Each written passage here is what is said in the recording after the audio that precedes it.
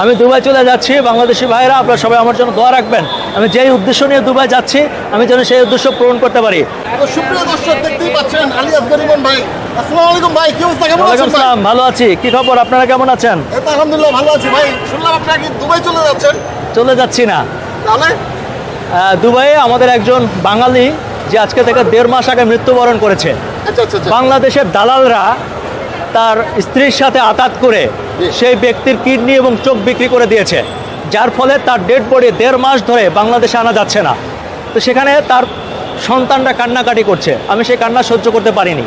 আমি চিন্তা করেছি যে আমি নিজেই যাব এবং তার ডেড বডি কোথায় আছে দেখব এবং চেষ্টা করব তাকে বাংলাদেশে ফিরিয়ে আনতে।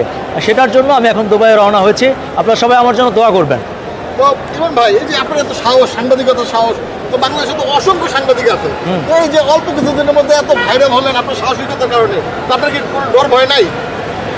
এই পৃথিবীতে সেই মানুষটা সবচেয়ে শক্তিশালী, যার কোনো ভয় নাই এবং যার কোনো লোভ নাই।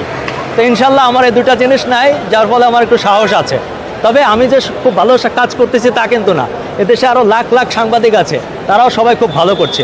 হয়তো আমার কথা মানুষ বেশি গ্রহণ করছে, এজন্য হয়তো ভালো লাগছে, কিন্তু সবাই খুব ভালো করছে আমার ধারণা। আচ্ছা, সবাই ভালো করলো। এই যে আপনি যে একটা ট্রেন শুরু করেছেন, আসলে এই যে দড়িয়ে দড়িয়ে আসামি ধরা, এই ট্রেনটা তো এর আগে কেউ চালু করতে পারেনি, বা আপনি শুরু করেছেন, তো সেই বিষয়ে যদি একটু কিছু বলতেন। আমি তো শুধু সাংবাদিক না, আমি একজন মানুষও। আমার মধ্যে রক্ত মাংস আছে, আমার কলেজা আছে। আমি এদেশের সন্তান, আমি এদেশে জন্মগ্রহণ করছি।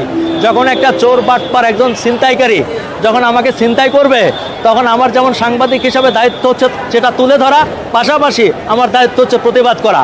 আমি প্রতিবাদ করি, তাদেরকে ধরে তাদের কথা শুনে তাদেরকে ছেড়ে দেই।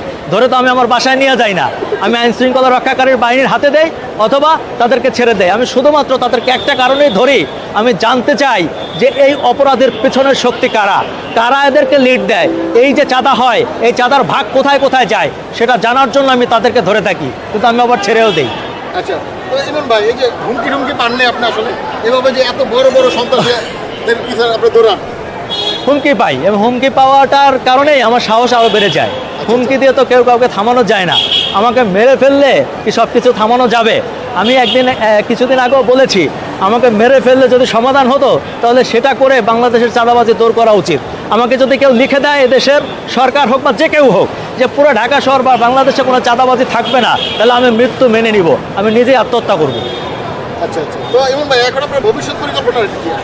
ভবিষ্যৎ পরিকল্পনা হচ্ছে, আমি দেখতে চাই, এই যে এয়ারপোর্টে এসেছি, এখানে আসলে অনেকে হতাশায় ভোগে, কান্নাকাটি করে, মানে পৃথিবীর অন্য কোথাও গেলে গর্বে বুকটা ভরে যায়।